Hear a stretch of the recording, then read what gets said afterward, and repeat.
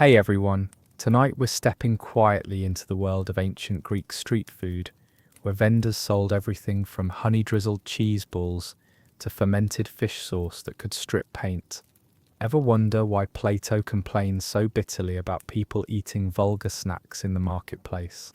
So before you get comfortable, please take a moment to like and subscribe if you enjoy our nighttime stories. Now it's time to dim the lights and let the story carry you away. Picture this.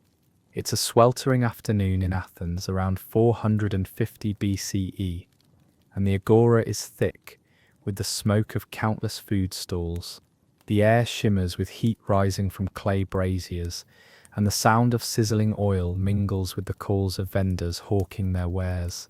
But this isn't the refined symposium dining we often imagine when we think of ancient Greece. This is something far more immediate, far more human. This is where ordinary Athenians grabbed a quick bite between haggling over pottery prices and listening to the latest political gossip. The most popular snack wasn't what you might expect.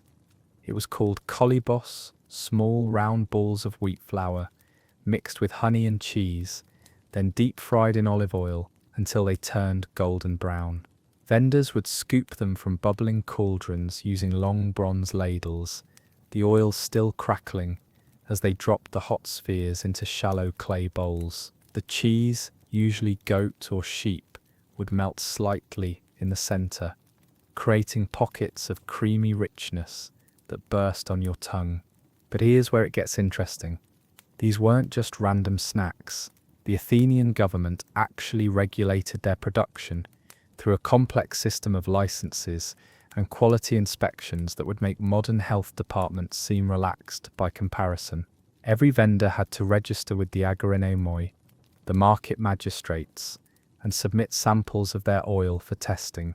The oil couldn't be more than 3 days old, had to come from specific olive groves outside the city walls, and was tested by official tasters who would literally spit it out if it didn't meet standards. The bureaucracy around these fried cheese balls was absolutely extraordinary. Vendors kept detailed clay tablets, recording every batch, the source of their flour, the age of their cheese, even the specific time of day each batch was prepared. These records were inspected monthly by roving officials who would arrive unannounced, taste random samples, and impose fines for infractions as minor as using honey that was insufficiently transparent. Because apparently, even in ancient Athens, there were people whose entire job was to determine the proper clarity of honey used in street food. The second most popular snack reveals something even more peculiar about Greek food culture, osphreidion, which translates roughly to little fragrant things. These were essentially ancient fish sticks, small pieces of mackerel or anchovy coated in a mixture of barley flour and ground fennel seeds, then fried until crispy. But the preparation process was incredibly elaborate, involving a 3-day marination period in a mixture of vinegar, crushed coriander, and something called silphium, a now extinct herb that was worth more than its weight in silver. The vendors who specialized in osphreidion formed their own guild, complete with secret preparation techniques passed down through generations. New members had to serve a 7-year apprenticeship, during which they learned not just how to fry fish, but how to identify the best catches by examining the eyes of dead mackerel, how to age vinegar in specific types of amphorae, and most bizarrely, how to determine the optimal phase of the moon for mixing batter. Yes, they really believed lunar cycles affected batter consistency, and they kept meticulous records proving it. The guild maintained detailed scrolls documenting which moon phases produced the crispiest coating, cross-referenced with seasonal temperature variations and wind patterns. These records were considered so valuable that they were kept in a locked bronze chest in the Temple of Poseidon, and members had to recite specific prayers before accessing them. But the really bizarre part came when they discovered that some vendors were deliberately using inferior fish and disguising the tastes with excessive amounts of garum fermented fish sauce that was essentially the ketchup of the ancient world. This led to what historians now call the Great Garum Controversy of 447 BCE, a bureaucratic nightmare that involved taste panels, official fish inspectors, and ultimately, a new law requiring vendors to display their fish whole before preparation so customers could judge quality for themselves. The garum itself deserves special attention because it reveals just how far ancient Greeks would go for convenience food. This condiment was made by layering fish entrails, primarily tuna, mackerel, and anchovy guts, with coarse sea salt in large ceramic vessels, then leaving the mixture to ferment in the sun for several months. The resulting liquid was strained through woven baskets and sold in small clay amphorae, often diluted with vinegar or wine. What's incredible is that there were at least 12 different grades of garum, each with its own official classification system. The highest grade, garum sociorum, was made exclusively from tuna blood and sold for prices that would bankrupt most families. The lowest grade, sometimes called alec, was made from whatever fish scraps were available and was considered suitable only for slaves and the very poor. The production of garum was so regulated that manufacturers had to obtain permits specifying exactly which fish parts they could use, where they could source their salt, and even how many days their fermentation vessels could sit in direct sunlight.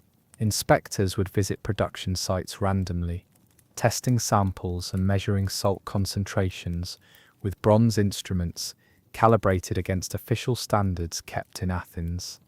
Nobody expected ancient Greeks to be more obsessive about food safety than modern health departments, but here we are.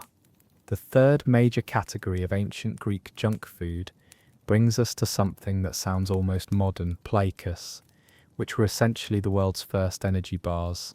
These were dense, sweet cakes made from crushed nuts, dried fruits, honey and sesame seeds, pressed into rectangular molds and left to harden. But unlike our modern energy bars, plaikos came in dozens of varieties, each designed for specific activities and regulated by different professional associations. Athletes had their own special plaikos, enriched with ground almonds and figs, designed to provide sustained energy during training. These were prepared under the supervision of gymnasium officials who maintained strict recipes and inspected every batch for consistency. The bars had to be exactly 4 fingers wide, 3 fingers long, and 1 finger thick, measurements that were checked using official bronze rulers kept at each gymnasium. Soldiers received a different variety, made with more honey and dried meat, designed to travel well during campaigns. Military plaikos were prepared in government-supervised facilities and stamped with official seals to prevent counterfeiting. The bureaucracy around military rations was so complex that there were specialized scribes whose only job was to record the distribution of these energy bars to different units. But perhaps the most telling example of ancient Greek food bureaucracy comes from the regulation of street vendors selling roasted chickpeas and lupins, what we might recognize as ancient bar snacks. These vendors, called thermopoli, operated from small clay braziers set up along busy streets. They would roast chickpeas in sand heated over charcoal fires, seasoning them with salt, vinegar, or honey, depending on customer preferences. The city required these vendors to obtain daily permits, proving their chickpeas came from approved farms outside the city walls. But here's the extraordinary part. They also had to demonstrate their roasting technique to a panel of judges who evaluated everything from the evenness of browning to the proper texture of the final product. Vendors who failed these tests could lose their licenses permanently. The judges themselves were required to maintain detailed notes on each vendor's performance, recording not just whether the chickpeas were properly roasted, but whether the vendor maintained appropriate hygiene, used the correct amount of seasoning, and demonstrated proper customer service. These evaluation records were preserved on clay tablets and stored in official archives, where they were regularly reviewed by senior magistrates. Because apparently ancient Athens took its roasted chickpea quality control very seriously indeed. The complexity of this system becomes even more apparent when you consider that different neighborhoods had different standards. Vendors operating near the Acropolis faced stricter regulations than those working in the Piraeus port district. The reasoning was that tourists and religious pilgrims deserved higher quality snacks than sailors and dock workers, which led to an elaborate system of location-based licensing that required vendors to prove they could meet the appropriate standards for their assigned district. This geographical discrimination extended to ingredients as well. High-end districts required vendors to use honey from specific apiaries in Mount Hymettus, while lower-class areas allowed honey from anywhere in Attica. Oil had to be first pressing for upscale locations, but second or third pressing was acceptable elsewhere. The bureaucratic machinery required to maintain these distinctions was staggering. Teams of inspectors constantly moving between districts, testing samples and updating vendor certifications. But the strangest aspect of ancient Greek junk food culture wasn't the bureaucracy, it was the social stigma. Philosophers like Plato and Aristotle regularly condemned street food consumption as evidence of moral decay, arguing that people who ate while walking or standing were demonstrating a fundamental lack of self-control and civic virtue. This wasn't just snobbery, it was a genuine philosophical position with real social consequences. People caught eating street food could face social ostracism, exclusion from certain religious ceremonies, and even difficulty arranging marriages for their children. The stigma was so strong that many vendors developed elaborate systems for discreet service. Hidden alcoves where customers could eat quickly without being seen, covered baskets that concealed food purchases, and even coded language that allowed people to order snacks without explicitly acknowledging what they were doing. This social tension created a thriving underground economy of food consumption. Wealthy citizens would send slaves to purchase street food, then eat it privately in their homes. Some developed relationships with specific vendors who would deliver orders after dark, using unmarked containers to maintain anonymity. The most paranoid customers would arrange for food to be delivered to intermediary locations, bathhouses, gymnasiums, or shops owned by trusted friends, where they could collect their purchases without being directly associated with the vendors. The irony, of course, is that many of these same wealthy citizens who publicly condemned street food were simultaneously investing in the most successful food stalls, creating a bizarre system where the upper classes profited from activities they claimed to despise. Tax records from the period show that some of Athens' most prominent families owned extensive networks of food vendors, often operating through intermediaries to maintain plausible deniability. This hypocrisy extended to religious festivals, where street food consumption was officially discouraged but practically inevitable. During major celebrations like the Panathenaea, the city would temporarily suspend many food regulations and allow expanded vendor operations to accommodate the crowds. But this created its own administrative nightmare, as officials struggled to determine which rules applied when, leading to endless disputes and legal proceedings that could drag on for months. The seasonal variations in ancient Greek junk food reveal another layer of complexity that modern fast food couldn't match. Summer brought kykeon, a fermented barley drink mixed with herbs and sometimes honey, served ice-cold from clay vessels that vendors kept in underground storage chambers, lined with snow brought down from mountain peaks. The logistics of maintaining cold drinks in Mediterranean heat required an elaborate supply chain involving professional ice runners who would relay frozen blocks from high altitudes to urban centers. Winter offerings were equally sophisticated, but in completely different ways. Vendors would sell hot chondros, a thick porridge made from cracked wheat and milk, seasoned with salt and herbs, served steaming from bronze cauldrons, kept warm over charcoal braziers. The preparation required constant stirring to prevent burning, leading to the development of specialized long-handled spoons made from specific types of wood that wouldn't impart unwanted flavors. But perhaps the most remarkable aspect of seasonal food service was the transition periods, the brief weeks in spring and autumn, when vendors would completely restructure their operations, switching from cold to hot offerings or vice versa. These transitions were regulated by official calendars maintained by the city government, with specific dates when certain types of food could no longer be sold, and others became permissible. The bureaucratic complexity of managing these transitions was enormous.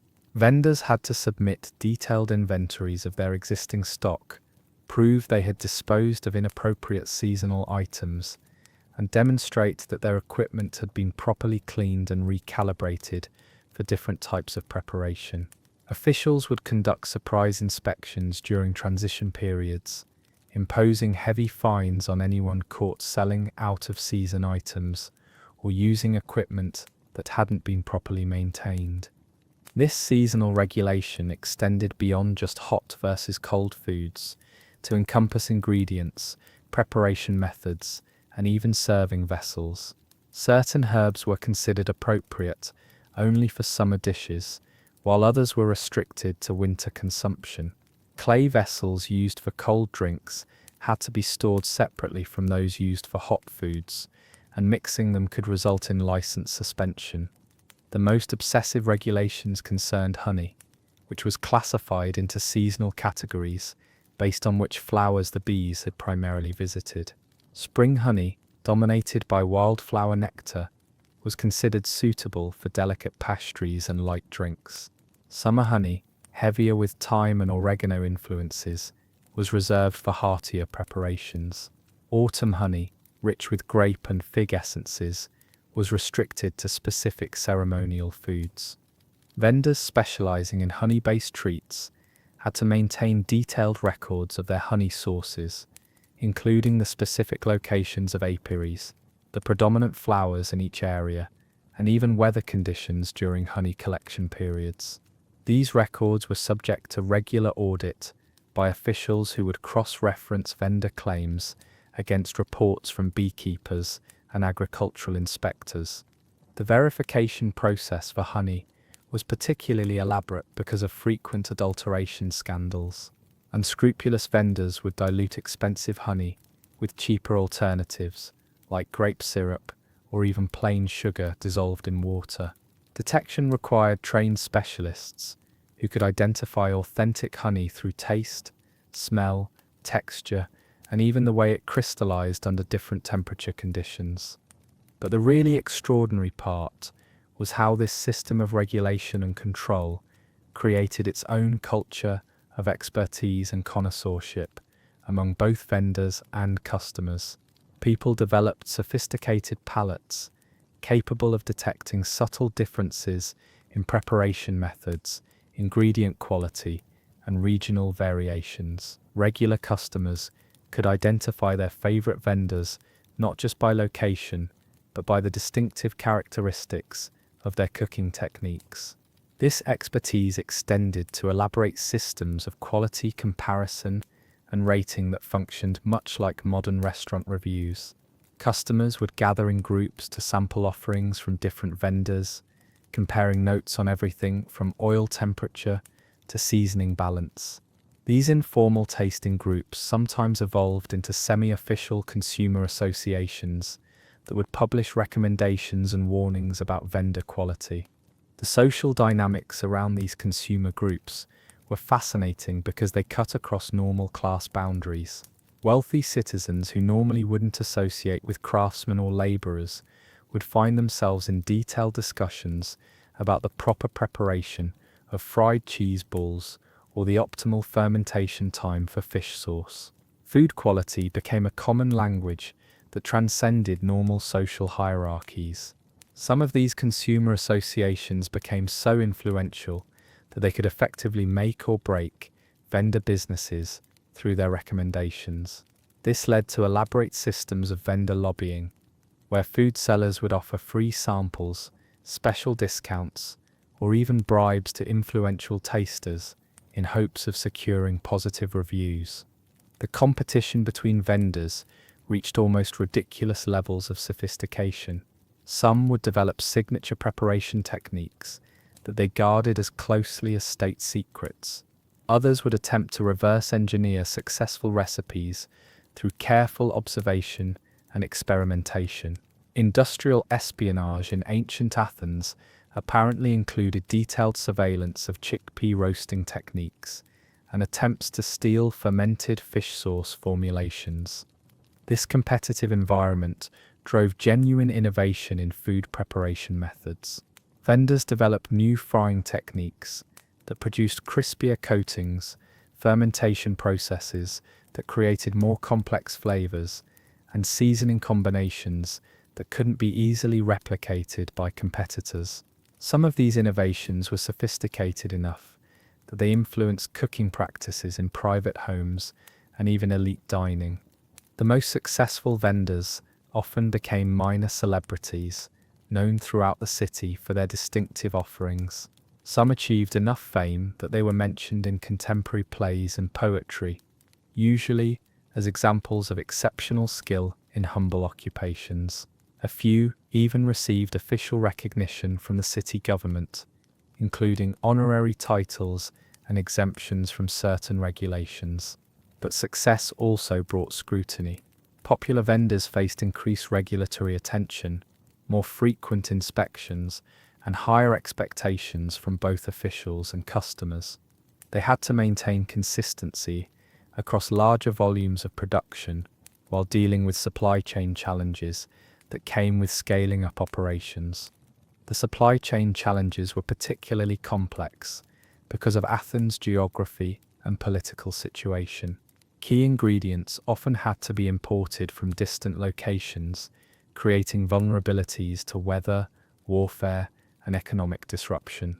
Vendors developed elaborate contingency plans for ingredient shortages, including relationships with multiple suppliers, substitute recipes that could be implemented quickly, and even stockpiling arrangements for non-perishable items. The most critical supply chain element was salt, which was essential for both food preparation and preservation. Salt had to be imported from coastal areas or inland deposits, and its quality varied significantly based on source and processing methods.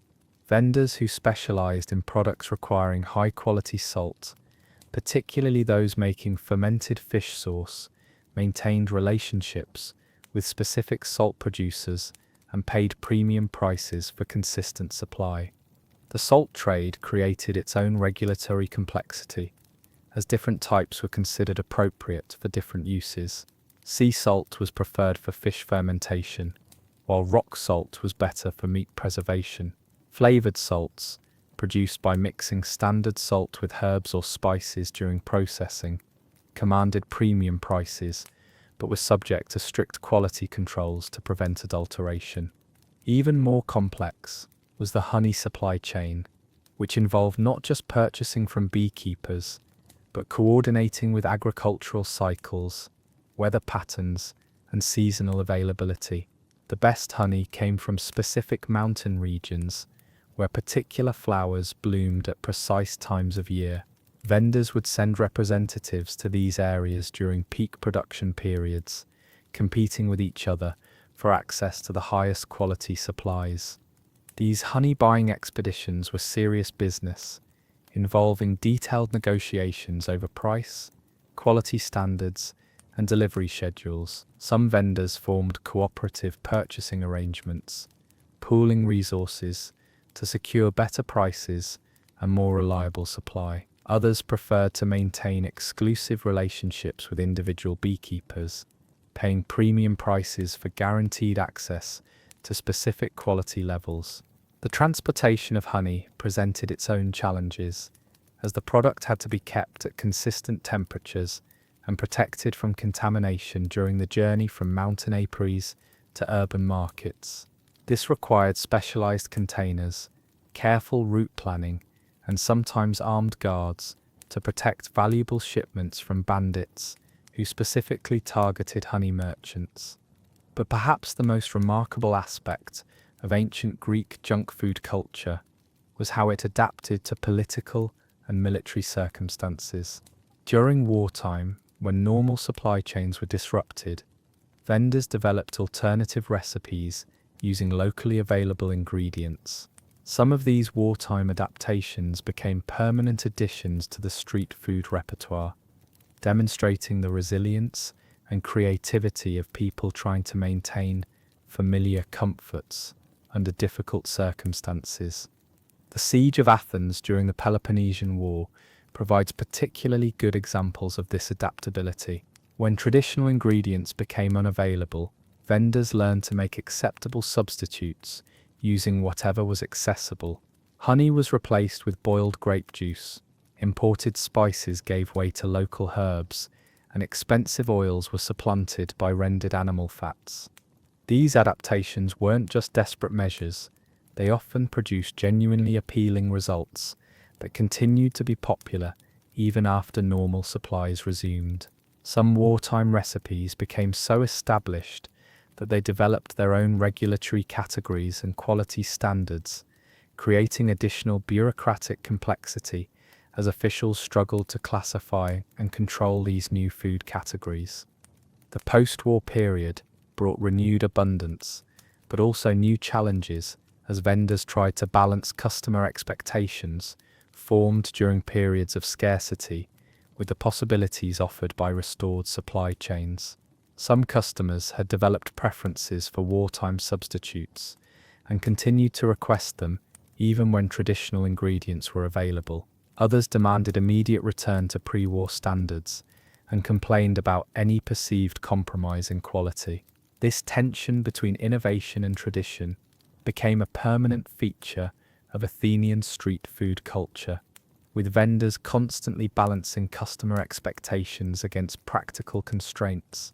The most successful operators learned to offer multiple versions of popular items, traditional preparations for purists, innovative variations for adventurous eaters, and simplified versions for budget-conscious customers. The pricing strategies that developed around this product diversity were remarkably sophisticated. Vendors would offer different grades of the same basic item at different price points, allowing customers to choose their preferred balance of quality and cost. This required careful cost accounting and inventory management that wouldn't seem out of place in modern retail operations.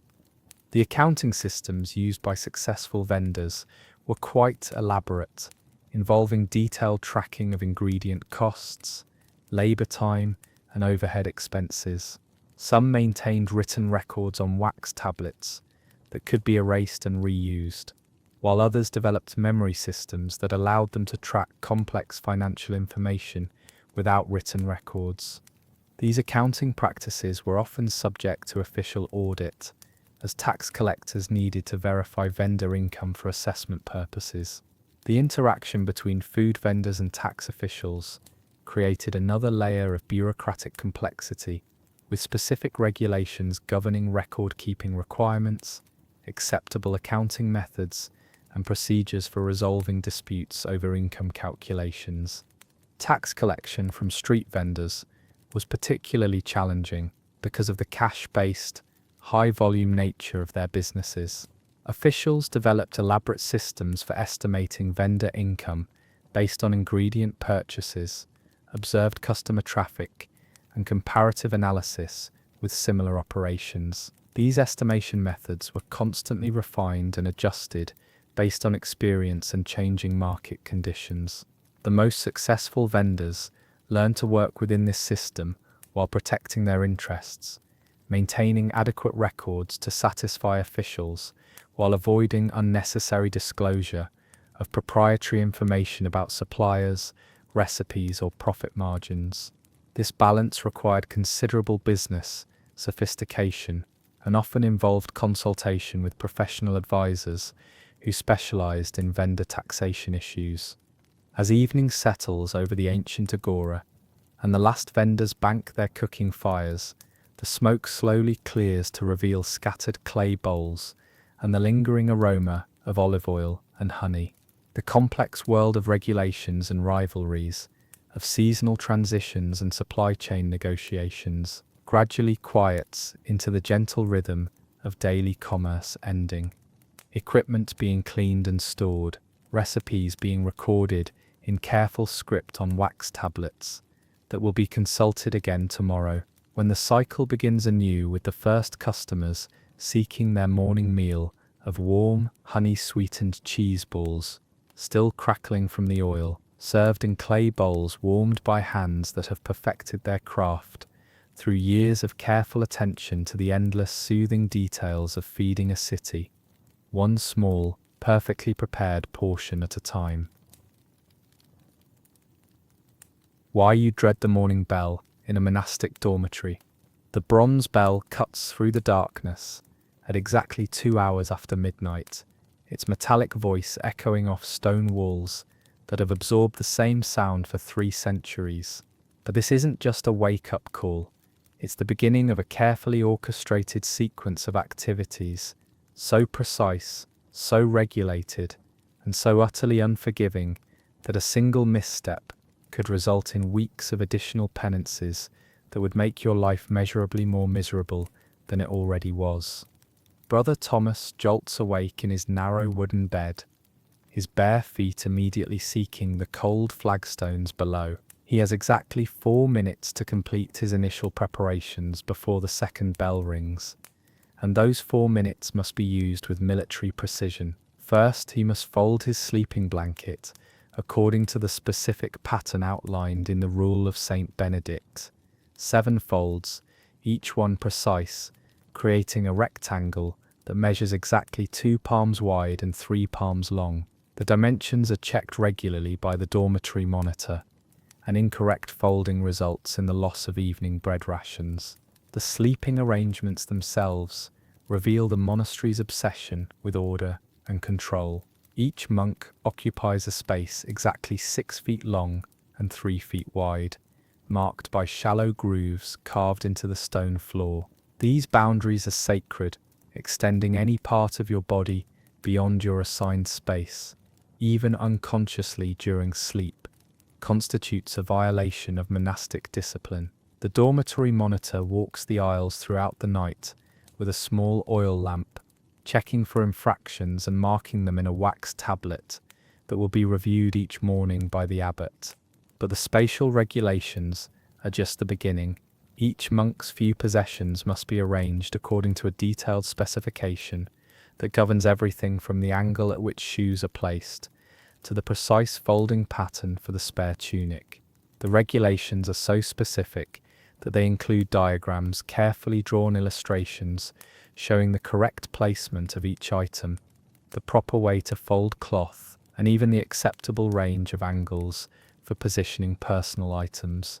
Brother Thomas reaches for his habit, hanging on a wooden peg exactly 18 inches from his bed. The garment itself is a masterpiece of regulated uniformity. Every monastery follows the same pattern, using the same measurements, with seams placed in identical locations. The fabric is undyed wool, woven to specific standards that dictate thread count, weave pattern, and acceptable variations in texture. Even the rope belt must be tied using a particular knot sequence that leaves the loose end hanging at precisely the right length. The second bell rings, and the dormitory erupts into choreographed movement. 47 monks rise simultaneously, each following the same sequence of preparations. The sound is extraordinary. The whisper of fabric, the soft padding of bare feet on stone, the gentle scraping of wooden pegs as habits are retrieved. No one speaks, no one coughs unnecessarily. Even breathing seems controlled, regulated by the same invisible authority that governs every other aspect of monastic life. The next phase reveals the true complexity of monastic morning routine. Each monk must perform a series of personal prayers while dressing, but these prayers are not left to individual choice. The order maintains a detailed schedule specifying exactly which prayers should be recited during each activity. Putting on the habit requires the recitation of Psalm 51, verse 7. Wash me, and I shall be whiter than snow. Adjusting the rope belt calls for a meditation on the binding of Christ. Even the simple act of putting on sandals has its prescribed devotional text. But here's where the system becomes truly Byzantine. The prayers must be completed in perfect synchronization with the physical actions. The words must begin and end at precisely the right moments in the dressing sequence. This timing is checked by senior monks who listen carefully to the dormitory's collective murmur, identifying any brother whose devotional rhythm is out of phase with the approved pattern. Brothers who fail to maintain proper timing face immediate correction. The penalty system is elaborate and unforgiving. Minor infractions result in additional prayer assignments, while repeated violations can lead to dietary restrictions, isolation, or assignment to the most unpleasant manual labor duties. The record keeping around these penalties is meticulous, with detailed logs maintained by the dormitory monitor, reviewed weekly by senior officials, and preserved in the monastery's archives. The third bell signals the next phase, collective movement to the chapel. This isn't a simple walk, it's a precisely choreographed procession that follows routes mapped out centuries ago and maintained with obsessive attention to detail. Each monk has a specific position in the line, determined by seniority, recent performance evaluations, and current disciplinary status. Changes in position require official approval and must be recorded in the daily movement log. The walking itself is regulated down to the smallest detail. Steps must be uniform in length, exactly 18 inches for brothers of average height, with approved adjustments for those significantly taller or shorter. The pace is controlled by the lead monk, who maintains a specific rhythm that has been calibrated to ensure the procession reaches the chapel at precisely the right moment. Walking too fast or too slow disrupts the entire system and results in immediate penalties for the offending brother. The route through the monastery corridors follows a pattern that seems almost ritualistic in its complexity. Certain passages are used only for morning processions, while others are reserved for different times of day. The brothers must navigate these routes in complete darkness, guided only by their memorized knowledge of distances, turn angles, and architectural landmarks. Carrying lights is forbidden during the pre-dawn hours, the reasoning being that true spiritual discipline requires the ability to find one's way through darkness, both literal and metaphorical. This navigation system requires extraordinary spatial memory and has led to the development of elaborate mnemonic techniques passed down through generations of monks. Brothers learn to count steps, identify architectural features by touch, and even use subtle air currents to determine their location within the monastery complex. The most experienced monks can navigate the entire building blindfolded, and this skill is considered a mark of spiritual advancement. The penalties for becoming lost or taking wrong turns are severe because they disrupt the carefully timed sequence of morning activities. A brother who arrives late to chapel throws off the entire schedule, potentially affecting everything from prayer timing to breakfast preparation. The ripple effects of such disruptions can extend throughout the entire day, requiring adjustments to work assignments, meal schedules, and evening activities. Upon reaching the chapel, the brothers encounter another layer of regulated behavior that would make modern military drills seem relaxed by comparison. Each monk has an assigned position in the choir stalls, marked by small brass plates bearing individual names. These positions are not random.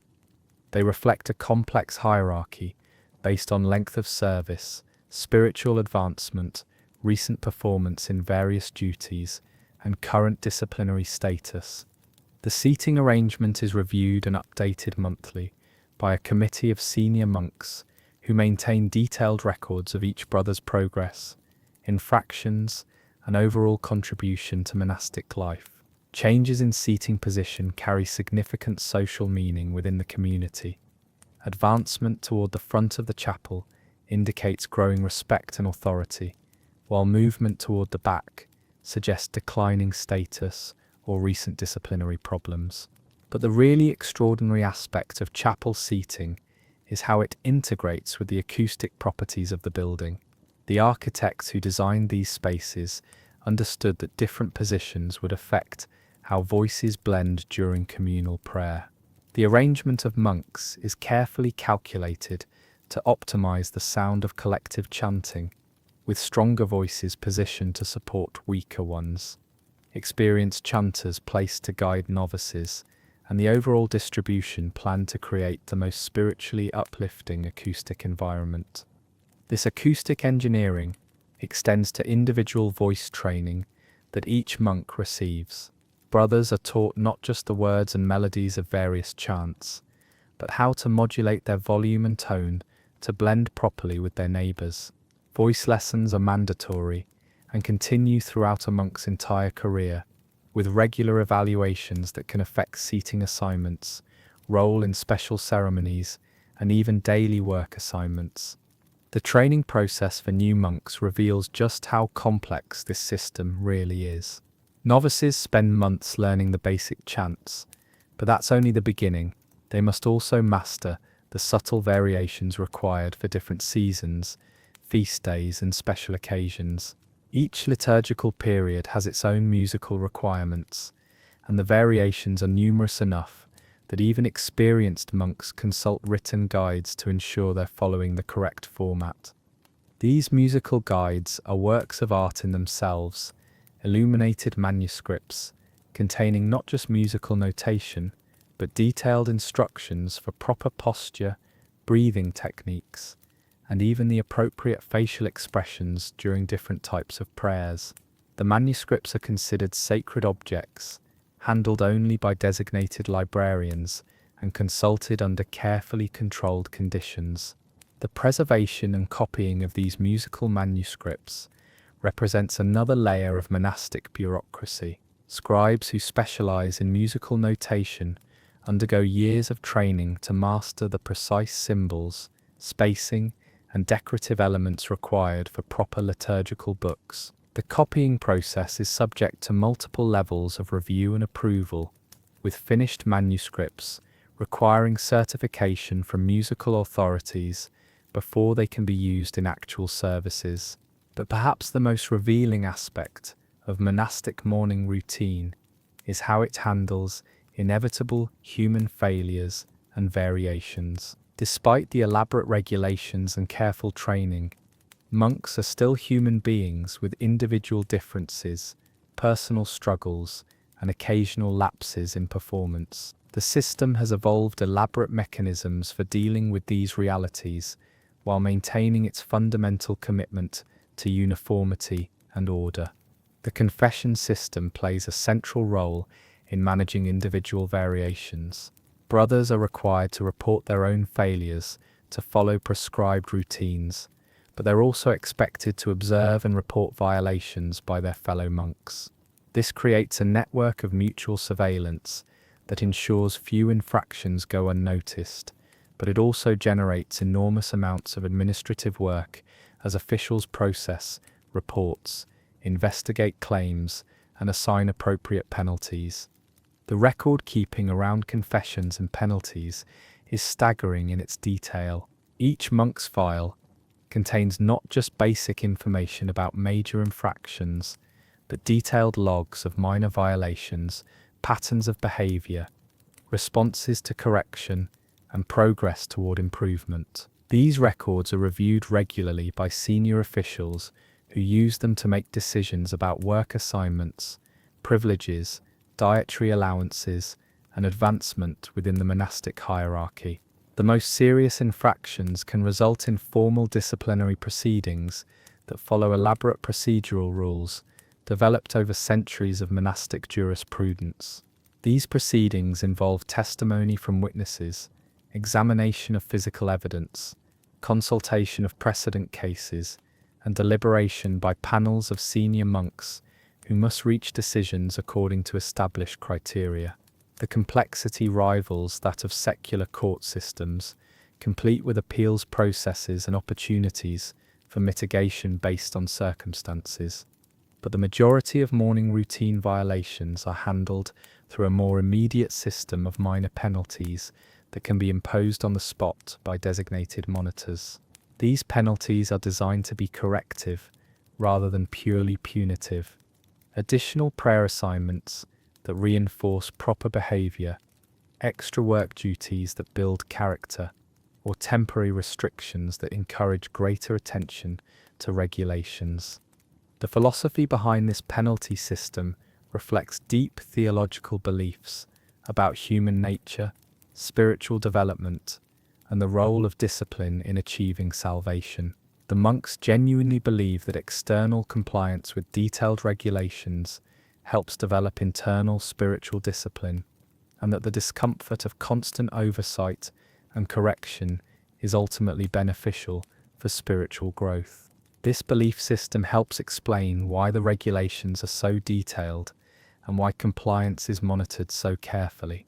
From the monastic perspective, allowing brothers to develop sloppy habits in small matters would inevitably lead to spiritual decline in larger ones. The morning routine serves as daily practice in the kind of precise obedience and self-control that will be required for ultimate spiritual advancement. The seasonal variations in morning routine add another layer of complexity that reveals the sophisticated thinking behind monastic regulation. Winter mornings require different timing because of shorter days and colder temperatures. The chapel must be heated before the brothers arrive, requiring earlier wake-up times for the monks responsible for maintaining fires. Clothing regulations change to accommodate additional layers, and even the walking pace must be adjusted to account for potentially icy corridors. Summer brings its own challenges, with earlier dawn requiring adjustments to the traditional schedule. The monastery's commitment to maintaining consistent prayer times, regardless of seasonal variations, requires careful calculation of sunrise and sunset throughout the year, with official calendars maintained by monks who specialize in astronomical observation. These seasonal adjustments affect not just timing, but also the content of prayers, the selection of readings, and even the specific chants used during different parts of the service. The liturgical calendar is enormously complex, with different requirements for major feast days, saints' commemorations, and the various seasons of the church year. Monks must master not just the basic daily routine, but also hundreds of special variations that might be required only once or twice per year. The training required to navigate this liturgical complexity is extensive and ongoing. Even senior monks continue to study and practice, recognizing that the system is too complex for anyone to master completely. Special librarians maintain collections of reference materials that brothers can consult when preparing for unusual liturgical requirements, and senior monks are designated as experts in particular areas who can be consulted when questions arise. But perhaps the most remarkable aspect of the morning routine is how it manages to function at all, given its extraordinary complexity.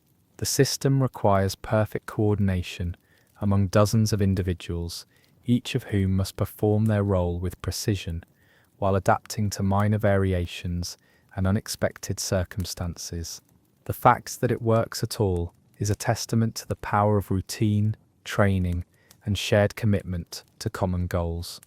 The psychological effects of this routine on individual monks are profound and varied. Some brothers find deep satisfaction in the precision and order, experiencing the regulated routine as a form of spiritual discipline that helps them focus their minds and align their will with divine purposes. The predictability provides comfort and security, and the collective nature of the activities creates a sense of shared purpose and mutual support. Others struggle with the constant supervision and detailed regulations, experiencing them as oppressive constraints that stifle individual expression and personal spiritual development. The pressure to conform can create anxiety and resentment, particularly among brothers who join the monastery seeking spiritual freedom rather than institutional control. The monastery's approach to managing these different personality types and spiritual needs reveals another layer of sophisticated thinking about human nature and community organization. Senior officials recognize that not all brothers will respond identically to the same disciplinary approaches, and they develop individualized strategies for helping each monk find his place within the regulated system. Some brothers are given additional responsibilities that channel their energy into leadership roles within the existing structure. Others receive special spiritual guidance that helps them understand the theological rationale behind regulations they find difficult. The most challenging cases might be assigned to particular mentors who specialize in working with monks who struggle with institutional life. The mentorship system itself is carefully regulated, with specific procedures for matching mentors with struggling brothers, guidelines for the conduct of guidance sessions, and regular reviews to ensure the relationships are producing positive results. Mentors receive special training in counseling techniques, theological instruction, and conflict resolution, and their performance is evaluated based on the progress of the brothers assigned to their care. As the morning routine progresses through its various phases, from the initial wake-up bell through the complex procession to chapel, the carefully orchestrated seating arrangements, and the beginning of communal prayer, the extraordinary complexity of monastic life becomes increasingly apparent. What appears from the outside to be a simple, austere lifestyle is actually an intricate system of regulations, procedures, and social relationships that would challenge the organizational skills of modern institutions. The brothers move through their prescribed activities with practiced efficiency, each action flowing naturally into the next, the result of years of training and daily repetition. The collective sound of their movements creates its own rhythm, the whisper of robes, the soft padding of sandaled feet, the gentle settling into wooden choir stalls that have supported generations of monks through countless morning prayers.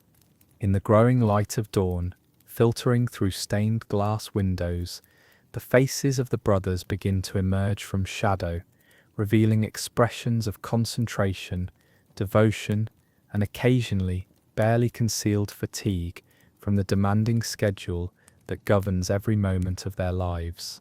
The morning bell that initially seemed like simple timekeeping reveals itself as the beginning of an elaborate daily performance that requires precision, endurance, and unwavering commitment to collective discipline.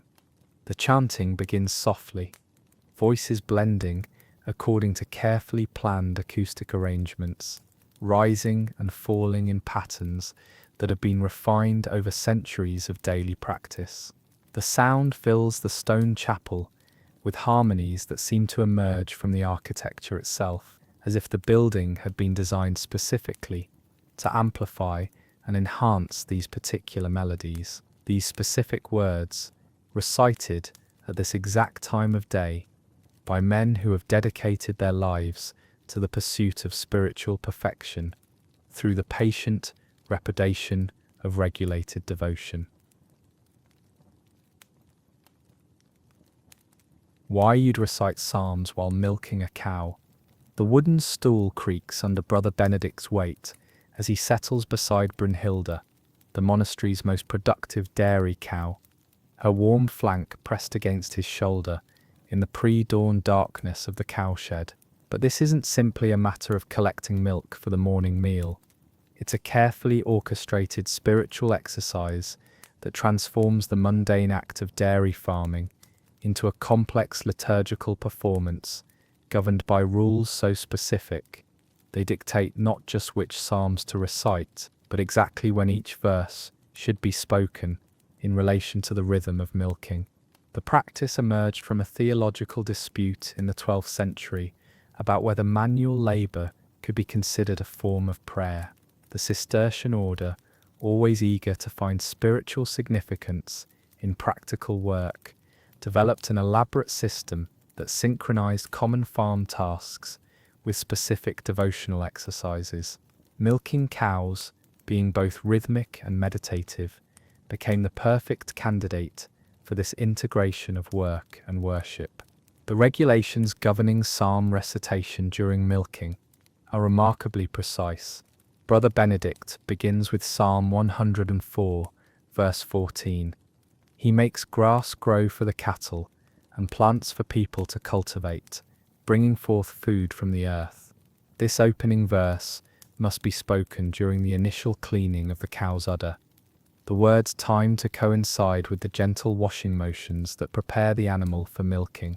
The connection between the psalm's celebration of God's provision and the practical preparation for receiving that provision is considered theologically significant.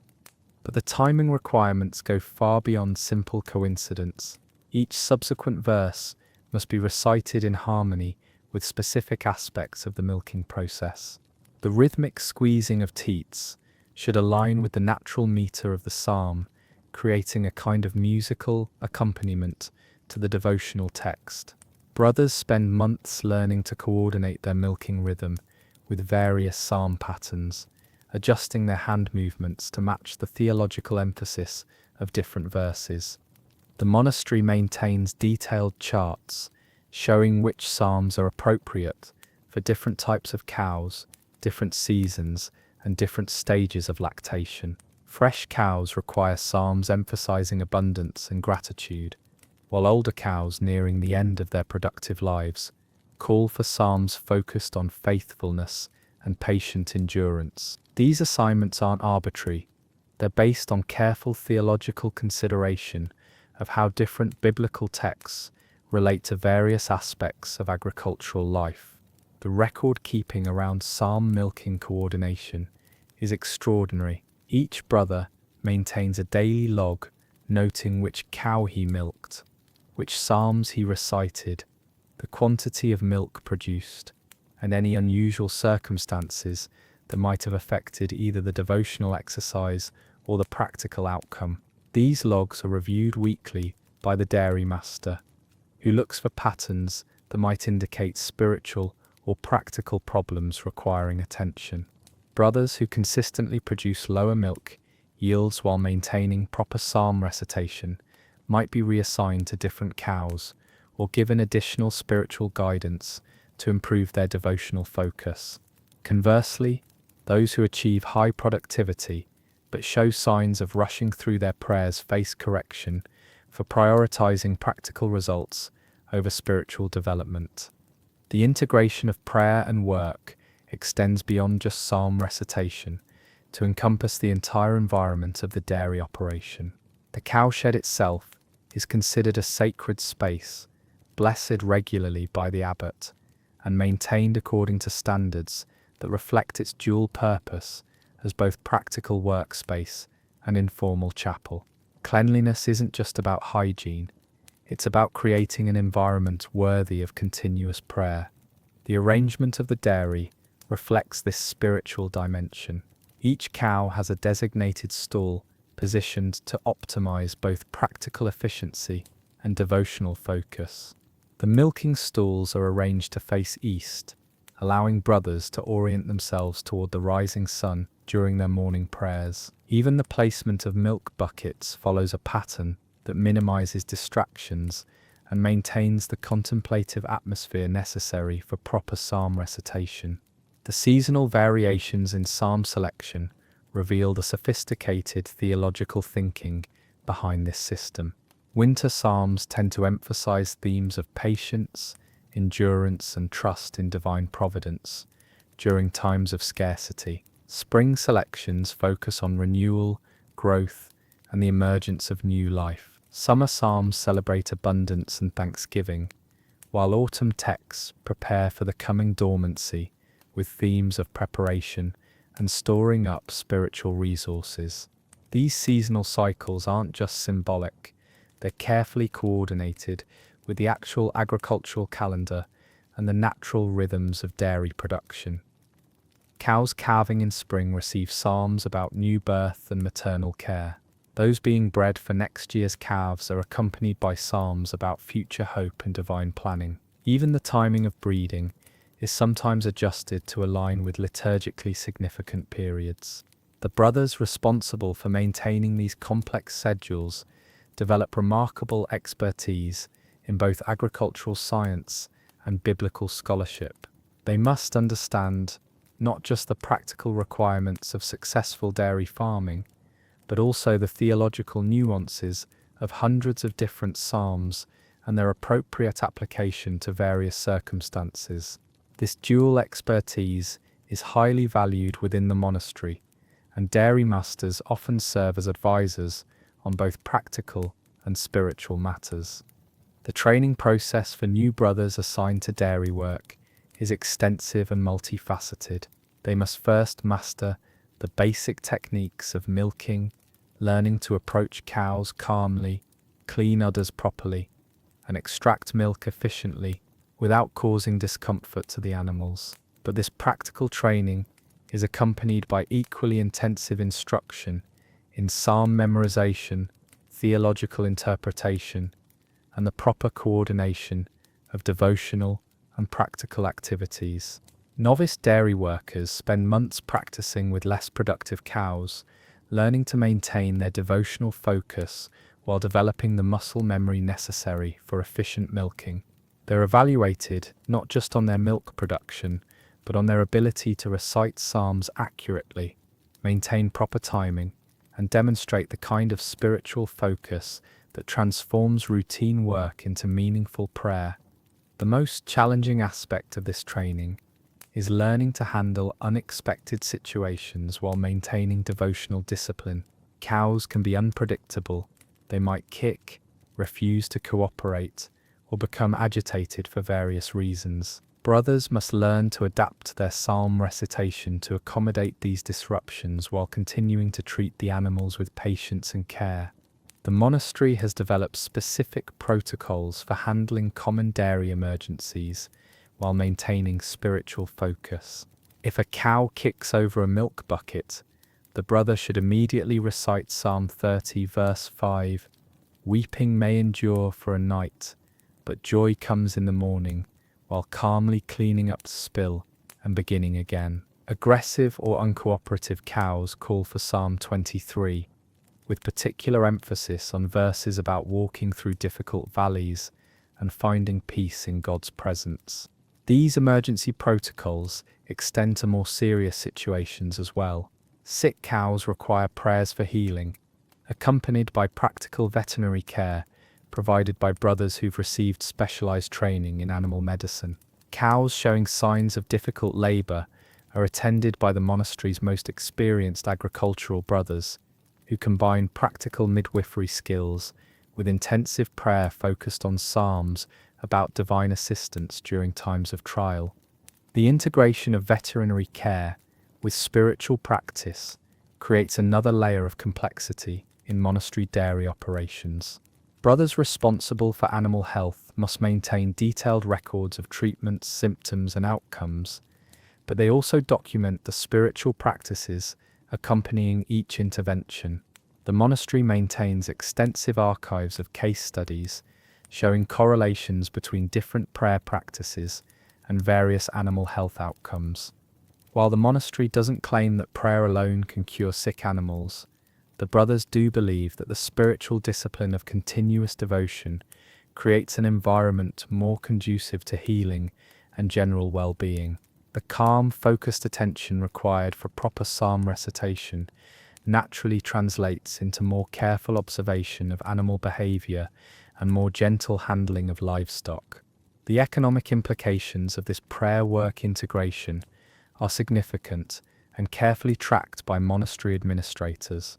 Dairy operations conducted according to proper spiritual protocols consistently produce higher yields than those where devotional practices are neglected. The correlation is strong enough that the monastery uses spiritual discipline as a key performance indicator for dairy workers. This economic dimension doesn't compromise the spiritual authenticity of the practice. Rather, it reinforces the monastery's fundamental belief that aligning human activity with divine will produces benefits in both material and spiritual realms.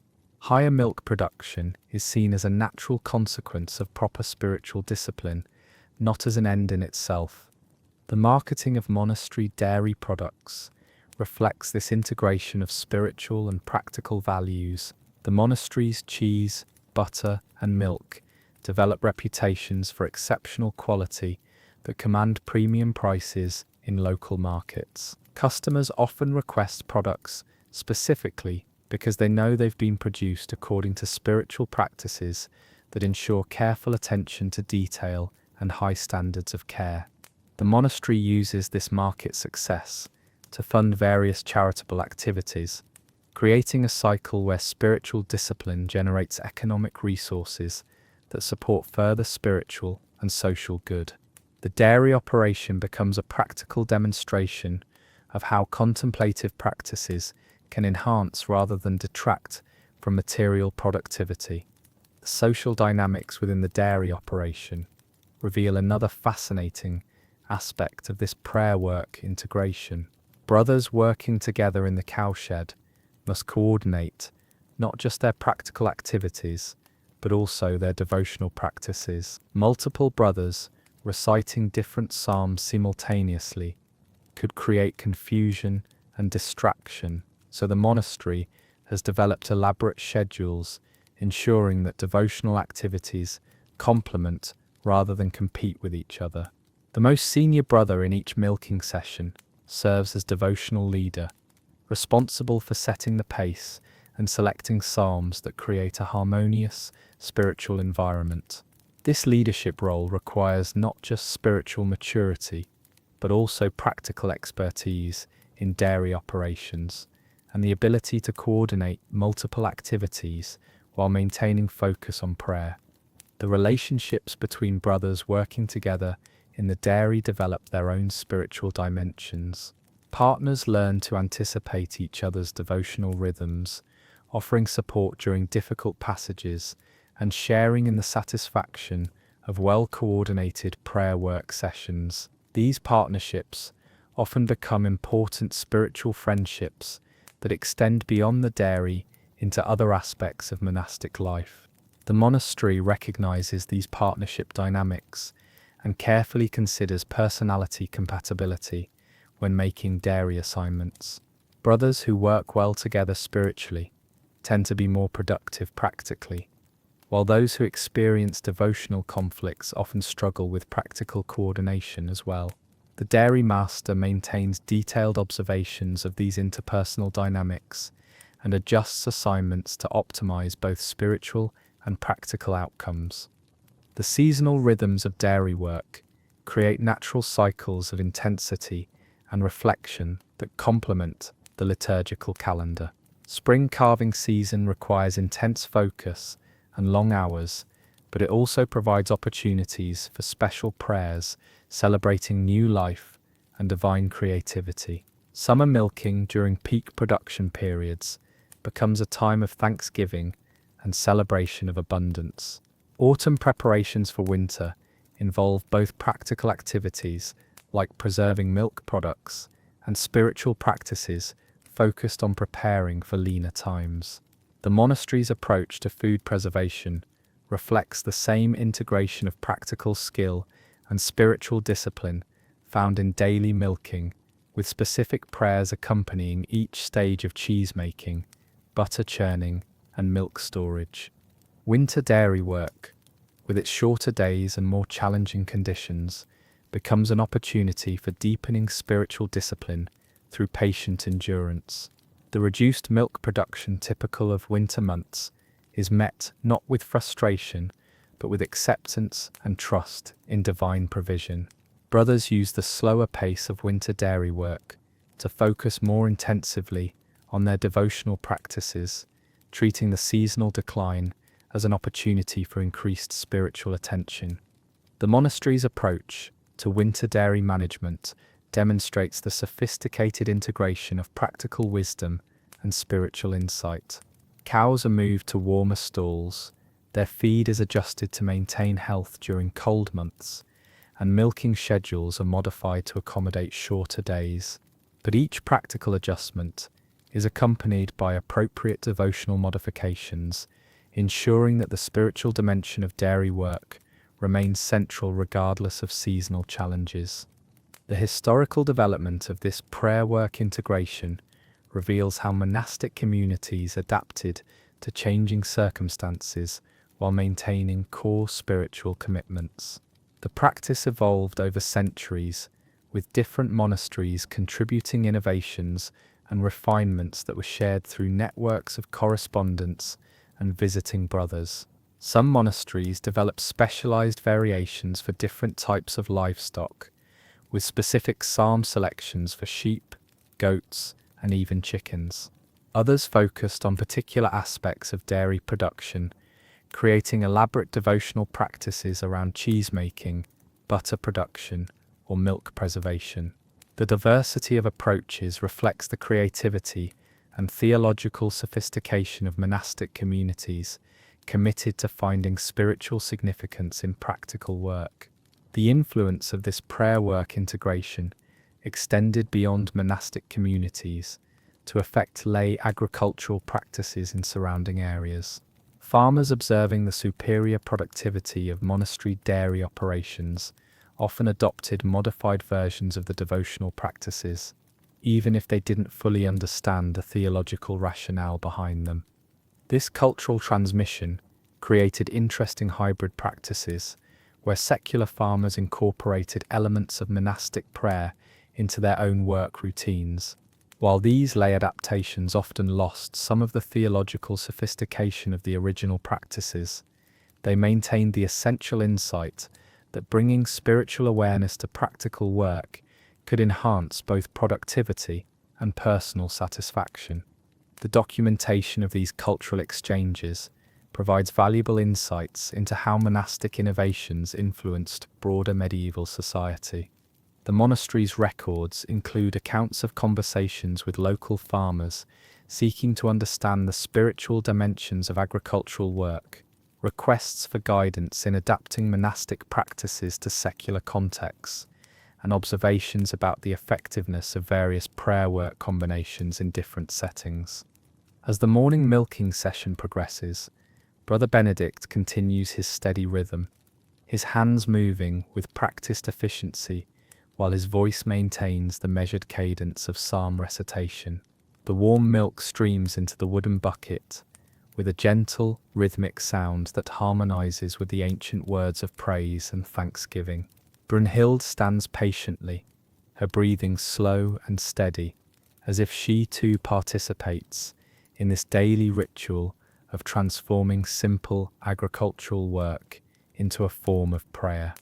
The cowshed fills with the quiet sounds of devotional labor, the soft voices of brothers reciting psalms, the gentle rustling of hay, the contented lowing of cows, and the steady stream of milk flowing into wooden buckets. The air grows warmer as the sun rises higher, filtering through small windows to illuminate the peaceful scene of men and animals engaged in the ancient rhythm of providing sustenance while seeking spiritual nourishment. The buckets fill slowly but steadily, each one representing not just the practical success of agricultural work, but the spiritual fruits of disciplined devotion.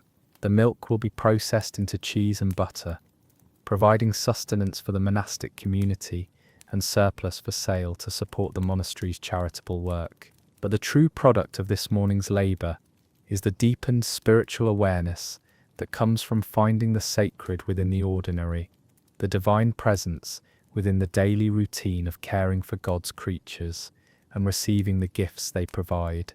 Brother Benedict completes his final psalm as the last drops of milk flow into his bucket, the words trailing off into the gentle quiet of the cowshed, where the only sounds are the soft breathing of animals, the distant tolling of the monastery bell, calling brothers to the next office of prayer, and the peaceful settling of creatures and men, who have shared in the ancient rhythm of work, transformed into worship, of practical necessity, elevated into spiritual discipline, of simple acts of care, offered as prayers of gratitude for the abundance that flows from patient attention to the sacred possibilities hidden within the most ordinary moments of daily life. Why you'd never want to be late to a medieval guild meeting. Master Willem the goldsmith hurries through the narrow cobblestone streets of Bruges, his leather satchel bouncing against his hip as the cathedral bell tower chimes the 6th hour past noon. The guild meeting began precisely at the stroke of 6, and Willem is now 3 minutes late, a seemingly minor delay that could result in a fine equivalent to 2 weeks' wages, temporary suspension of his trading privileges, and worst of all, the recording of his tardiness in the guild's permanent record book, where it will remain as a black mark against his professional reputation for the rest of his career. The Goldsmiths Guild of Bruges operates according to regulations so detailed and unforgiving that members joke grimly about needing a separate apprenticeship just to understand the administrative requirements of membership. But these jokes are whispered carefully, because criticism of guild procedures constitutes a separate offence, with its own schedule of penalties, and the guild's network of informants ensures that few complaints go unreported. The meeting hall itself reflects the guild's obsession with hierarchy and procedure. The chamber is arranged with mathematical precision. Every seat positioned according to strict protocols that take into account length of membership, recent business performance, current disciplinary status, and a complex point system that factors in everything from the quality of recent work submissions to punctuality records over the previous 12 months. Members arriving late face the additional humiliation of having their designated seat reassigned to someone of lower standing, forcing them to sit in the penalty section near the back of the room. Willem slips through the heavy oak doors to find the meeting already in progress. Master Johan reading from the guild's charter in the measured cadence required for all official business. The reading cannot be interrupted, even for emergencies, and Willem must stand silently by the door until the current section is completed. This waiting period serves as both practical necessity and deliberate punishment, ensuring that late arrivals experience maximum discomfort while their tardiness is noted by every member present. The guild charter itself is a document of staggering complexity, covering not just the obvious matters of trade regulations and quality standards, but extending into minutiae that would challenge modern corporate governance. Article 7, Section 12, subsection 4b specifies the exact dimensions acceptable for the wrapping cloth used to transport gold work to customer locations. The permitted size variations are measured in fractions of inches, and members who use non-compliant wrapping materials face automatic fines. The enforcement mechanisms for these regulations are equally elaborate. The Guild employs a staff of full-time inspectors who conduct surprise visits to member workshops, examining everything from the cleanliness of work surfaces to the proper storage of precious metal scraps.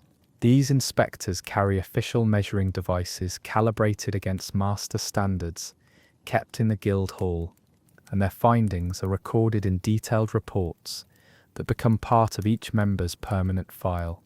But the most feared aspect of Guild oversight isn't the formal inspection system. It's the peer reporting network that encourages members to monitor and report on each other's compliance with Guild standards. This system creates an atmosphere of constant surveillance, where even minor deviations from prescribed procedures can result in official investigations and formal disciplinary proceedings. The reporting system operates through a carefully structured hierarchy of informants and investigators. Junior members seeking advancement within the Guild often volunteer to serve as monitors, hoping that diligent reporting of infractions will demonstrate their commitment to Guild standards and improve their chances for promotion to more prestigious positions. Senior members participate in the system, partly from genuine commitment to maintaining standards, but also because failing to report known violations can itself result in penalties for neglect of guild duties. The penalties for various infractions are codified in exhaustive detail, with separate schedules for first-time offences, repeat violations, and aggravated circumstances. A goldsmith caught using silver alloy that exceeds permitted tolerance levels by less than 1% faces a fine of 5 shillings and mandatory retraining in proper metal composition. The same violation with alloy content exceeding 3% results in a 20-shilling fine, temporary suspension of trading privileges, and assignment to supervised work status for a minimum of 6 months. The graduated penalty system reflects sophisticated thinking about behaviour modification and deterrence. Guild leaders recognise that overly harsh punishments for minor infractions would create resentment and resistance, while overly lenient treatment would encourage carelessness and declining standards. The carefully calibrated system of escalating consequences is designed to provide clear incentives for compliance, while allowing for human error and occasional lapses in judgment. The record-keeping required to maintain this penalty system is extraordinary.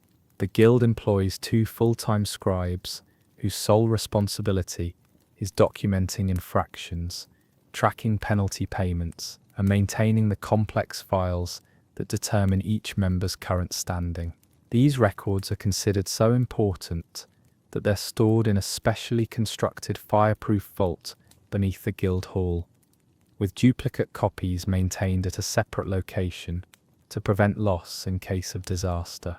The monthly Guild meetings serve multiple functions within this regulatory framework. Obviously, they provide forums for discussing business matters, reviewing market conditions, and coordinating responses to external challenges. But they also function as judicial proceedings where disciplinary cases are heard, appeals are considered, and new regulations are debated and approved.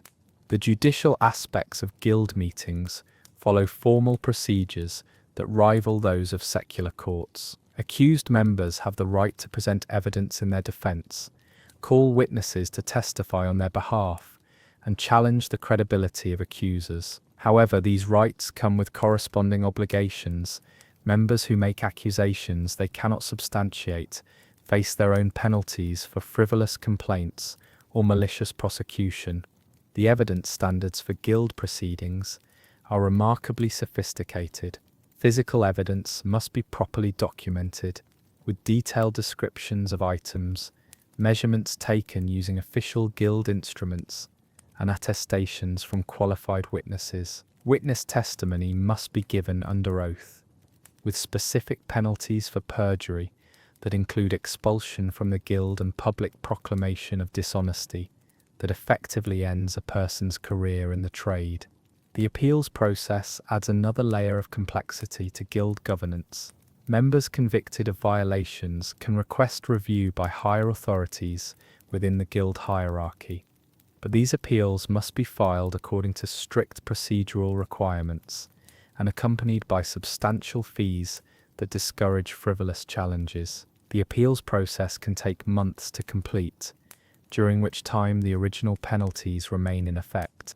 The most serious cases can be appealed beyond the Guild to municipal authorities or even royal courts.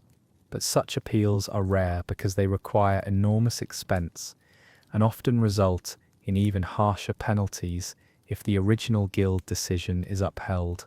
The knowledge that external appeals are possible provides some check on Guild authority, but the practical barriers ensure that most disciplinary decisions remain final. The Guild's authority extends far beyond simple trade regulation to encompass what would now be considered personal behaviour and lifestyle choices. Members are expected to maintain households that reflect credit on the Guild, attend church regularly, participate in community activities, and avoid associations that might damage the Guild's reputation. These behavioural standards are enforced through the same monitoring and reporting systems used for trade violations. The marriage arrangements of guild members often require official approval, particularly if the proposed spouse comes from outside the goldsmith trade or from a different social class. The guild maintains detailed genealogical records to prevent marriages that might compromise the social standing of the organisation, and members who marry without proper approval face substantial penalties, including possible expulsion.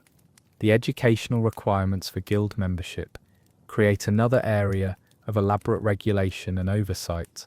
Apprentices must complete 7-year training programs that cover not just practical goldsmithing techniques, but also mathematics, basic literacy, religious instruction, and what amounts to business ethics training focused on guild standards and procedures.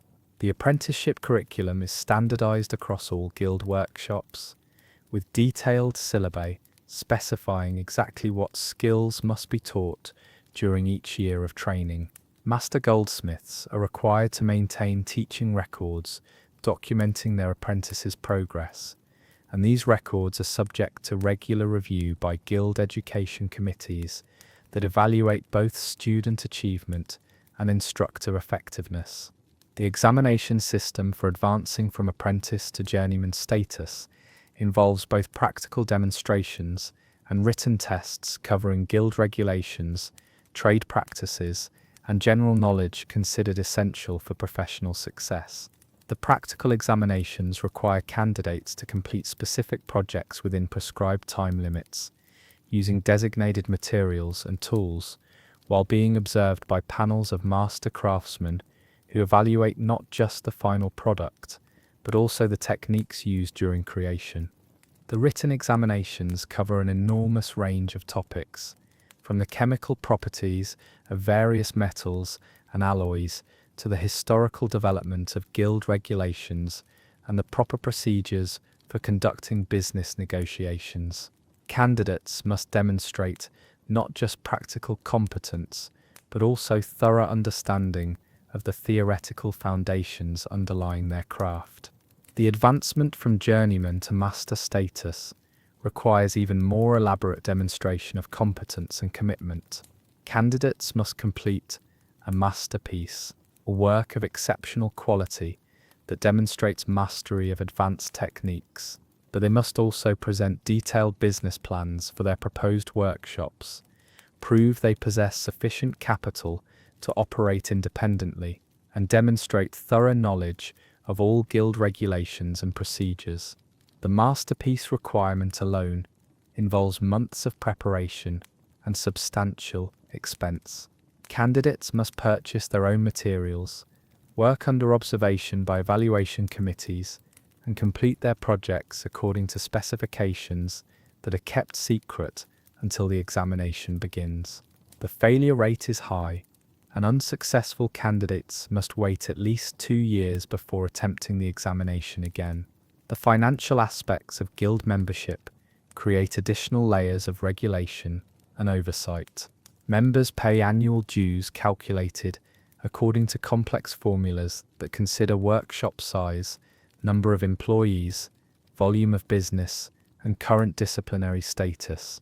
The dues collection process involves detailed audits of member finances, with guild accountants reviewing business records to verify reported income and ensure appropriate payment levels.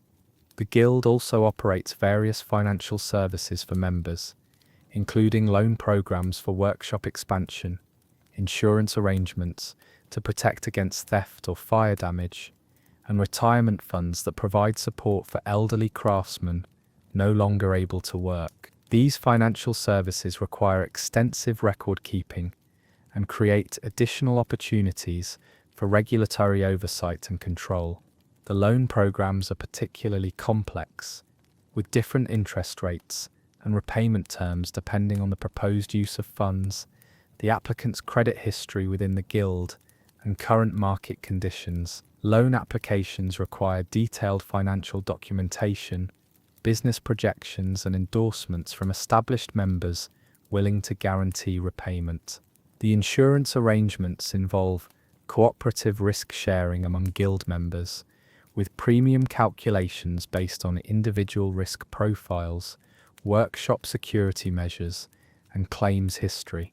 Members who experience losses must submit detailed claims documentation, including sworn statements about the circumstances of loss, inventories of damaged or stolen items, and estimates of replacement costs. The retirement fund operates as a form of medieval pension system, with contributions required from all members and benefits calculated according to length of membership, contribution history, and demonstrated need. The fund's management requires sophisticated financial planning and investment strategies that rival those of modern institutional investors. The Guild's relationship with external authorities creates another dimension of regulatory complexity. Guild leaders must maintain careful relationships with municipal officials, royal representatives, church authorities, and leaders of other craft organizations. These relationships involve ongoing negotiations over taxation, trade privileges, regulatory authority, and jurisdictional boundaries. The taxation negotiations are particularly important because guilds often receive special privileges in exchange for guaranteed tax payments or other considerations. These arrangements require careful documentation and regular review to ensure compliance with changing political circumstances and evolving legal requirements. The trade privilege negotiations involve securing exclusive rights to practice particular crafts within designated geographic areas, protection from foreign competition, and preferential treatment in municipal contracting. These privileges are valuable but fragile, requiring constant attention to maintain and defend against challenges from competitors or changing political alliances. The regulatory authority negotiations determine the extent to which guilds can establish and enforce their own rules, versus being subject to external oversight. These negotiations involve complex questions of legal jurisdiction, enforcement mechanisms, and appeals procedures that can affect the fundamental structure of guild governance. The seasonal rhythms of guild activity create natural cycles of intense activity and relative calm that members learn to navigate carefully. Spring typically brings increased demand for luxury goods, as wealthy customers emerge from winter isolation and begin planning for summer festivities. This increased activity requires careful coordination of workshop schedules, raw material procurement, and quality control procedures. Summer months often involve participation in regional trade fairs that provide opportunities for expanded sales, but also create logistical challenges around transportation, security, and temporary workshop arrangements. Guild members travelling to fairs must comply with additional regulations covering their representation of the organisation, the quality of goods offered for sale, and their conduct while away from home base. Autumn brings the harvest season and associated celebrations that create different patterns of demand, often focusing on religious items and gifts associated with harvest festivals. This seasonal shift requires workshops to adjust their production schedules and inventory management while maintaining compliance with all applicable quality standards. Winter months traditionally involve reduced production activity and increased focus on planning, training, and maintenance activities.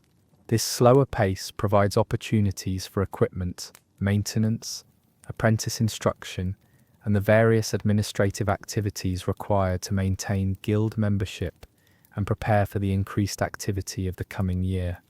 The guild's social functions extend far beyond business and regulation to encompass mutual support during times of crisis, collective celebration of achievements and milestones, and maintenance of the community bonds that make the regulatory system workable. Members who experience illness, injury, or family emergencies can expect assistance from their fellow guild members, but this support comes with obligations for reciprocal assistance when others face difficulties. The celebration of achievements, successful completion of apprenticeships, advancement to master status, exceptional business success, provides opportunities for reinforcing guild solidarity and demonstrating the rewards available to members who excel within the system. These celebrations follow traditional formats that emphasize both individual accomplishment and collective identity. The maintenance of community bonds requires ongoing attention to interpersonal relationships, conflict resolution, and the development of shared traditions that transcend immediate business interests. Guild leaders recognize that the complex regulatory system can only function effectively within a community of members who trust each other and share commitment to common goals. As the meeting progresses through its formal agenda, reports on recent inspections, discussion of proposed regulation changes, review of disciplinary cases, and planning for upcoming trade activities, the guild hall fills with the quiet sounds of careful attention to complex administrative details. Members take notes on wax tablets, consult their personal copies of guild regulations, and engage in the kind of detailed procedural discussions that would be familiar to anyone who has participated in modern corporate governance. The afternoon light filtering through the guild hall's stained glass windows illuminates faces showing concentration, concern, and occasional satisfaction as various agenda items are addressed and resolved. The discussions reveal the sophisticated thinking behind guild operations, the careful balance between individual freedom and collective discipline, the ongoing efforts to maintain quality standards while adapting to changing market conditions, and the complex interpersonal dynamics required to make any regulatory system function effectively. Master Willem finally takes his assigned seat in the penalty section, quietly arranging his materials and settling into the rhythm of guild business. His tardiness has been noted and will affect his standing within the organization, but the meeting continues with the patient attention to detail that characterizes all guild activities. The ancient rhythms of collective decision-making proceed with measured deliberation, each item receiving the careful consideration necessary to maintain the standards and procedures that have sustained the guild through generations of changing circumstances and challenges. The voices of guild members blend into a gentle murmur of discussion and deliberation, punctuated by the scratch of quills on parchment as scribes record decisions and the soft rustle of papers being consulted and referenced.